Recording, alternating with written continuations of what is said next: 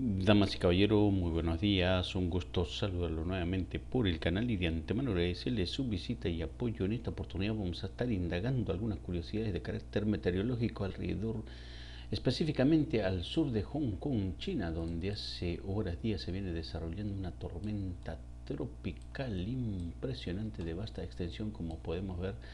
Ahí tenemos las referencias impresionantes en el mar de la China Meridional al sur de Hong Kong. Los próximos días, horas, habrá que estar al tanto a ver qué dirección va a ir tomando esta tormenta tropical severa. Bueno, amiguitos, un gusto saludarlos, espero verlos más adelante y de antemano agradecerles su visita y apoyo.